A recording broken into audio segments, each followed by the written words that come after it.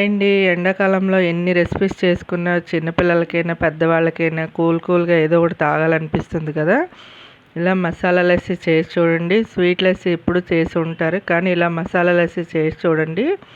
Taste అయితే చాలా చాలా బాగుంటుంది. లస్సీ స్వీటే కాదండి, ఇలా కూడా చేసుకోవచ్చు. టేస్ట్ అయితే నెక్స్ట్ లెవెల్లో ఉంటుందండి. ట్రై చేశాక మీరే కామెంట్ చేస్తారు. ముందుగా కారం తక్కువ ఉన్న పచ్చిమిర్చి ఒకటి తీసుకోండి, లేదంటే హాఫ్ ముక్కని తీసుకోండి. మీ కారానికి తగ్గట్టు సన్నగా తరిగిన అల్లం కొద్దిగా తీసుకోండి. నెక్స్ట్ ఒక గుప్పెడు పుదీనా, గుప్పెడు కొత్తిమీర తీసుకోండి. ఈ రెండు ఖచ్చితంగా ఉండాలి. నెక్స్ట్ పంచదార కూడా వేసుకోండి. ఒక అర స్పూన్ పంచదార వేసుకోండి. ఇది మసాలా లస్సీ కాబట్టి పంచదార ఖచ్చితంగా వేసుకోవాలి. పావు టీ స్పూన్ జీలకర్ర పొడి వేసుకోండి. ఇప్పుడు కొద్దిగా ఉప్పు వేసుకోండి, చూసుకొని వేసుకోవచ్చు.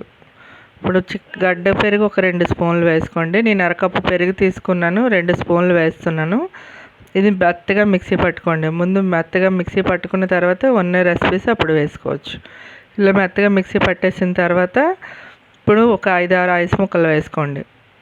ఇప్పుడు అరకప్పు పెరుగు తీసుకున్నాను కదా, ఉన్న పెరుగు కూడా వేసేసుకొని మళ్ళీ మెత్తగా మిక్సీ పట్టేసుకోండి. అంతేనండి, మసాలా లస్సీ టేస్ట్ అయితే చాలా బాగుంటుంది. మన కారానికి తగ్గట్టు అల్లం పచ్చిమిర్చి అడ్జస్ట్ చేసుకుంటే సరిపోతుంది.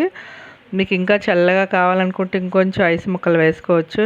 ఇలా బౌల్లో వేసి సర్వ్ చేసేస్తున్నాను. కొద్దిగా పైన గార్నిష్ కోసం కొద్దిగా పుదీనా, పైన జీలకర్ర పొడి వేసుకొని పిల్లలైనా పెద్దవాళ్ళైనా ఇచ్చి చూడండి. టేస్ట్ అయితే చాలా బాగుంటుంది.